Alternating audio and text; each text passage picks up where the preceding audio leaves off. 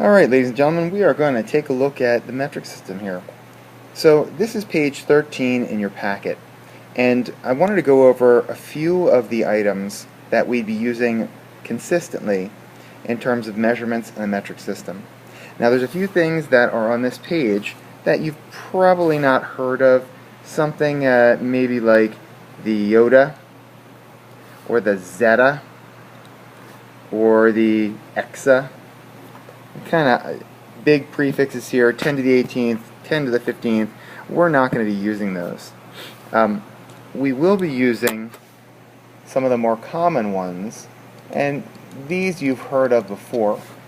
So if we take a look down the list, we get into things like the kilo, the hecto, the deca, the deci, the centi, and the milli. And these are predominantly the prefixes and amounts that we're going to be talking about using in math problems and be focusing in on. The ones up top, yeah, you might have heard of a few of them. The mega, like a megabyte or a gigabyte or a terabyte. Or you might have heard the ones just below what we'll use, the micrometer, the nanometer, the picometer, very small amounts. But typically in our lab activities, we're going to be using the ones in the middle here.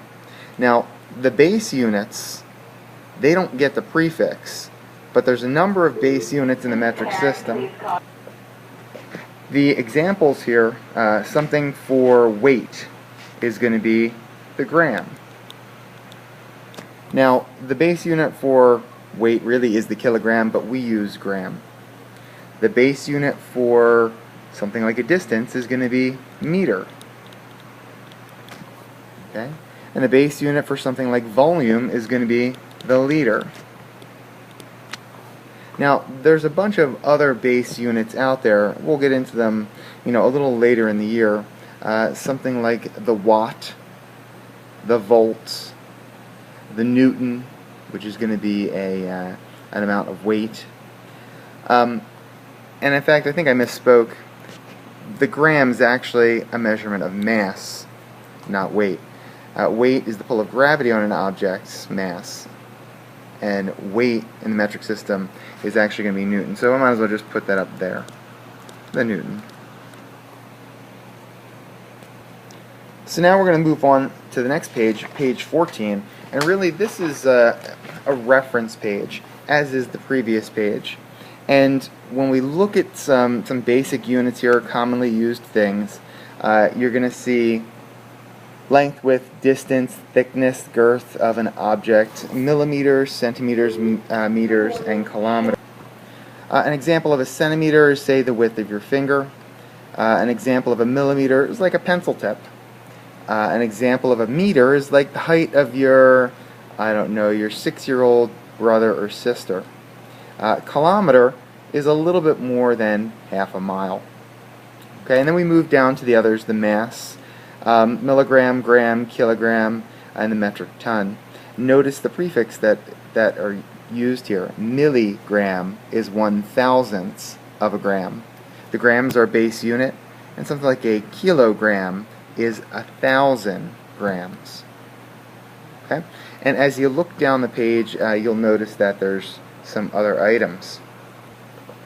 Just to give you an example of some really examples, we have quantities like the speed of light and the speed of sound and acceleration and distances and what they're measured in.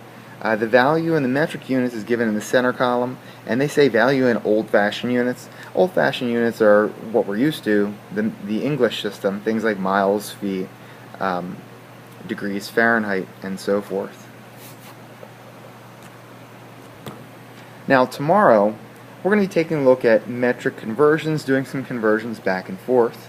The next page, which was page 15, it starts to go through that. You don't have to go through that page this evening. We'll do that tomorrow.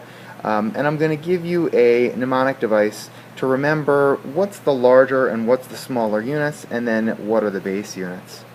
So tomorrow in class, we'll take a look at some metric conversions, and we'll go over some of the metric stuff again, just to make sure you understand the basic units that we're going to be using. Again, kilo, which is 1,000, hecto, which is 100, deca, which is tens. Then we have our base units, typical things, meters, liters, and grams.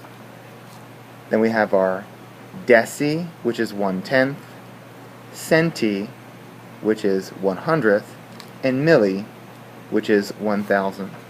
Alright, hopefully you got something from this and kind of jogged your memory, and you are ready to go tomorrow in class. Thanks a lot. Have a great night.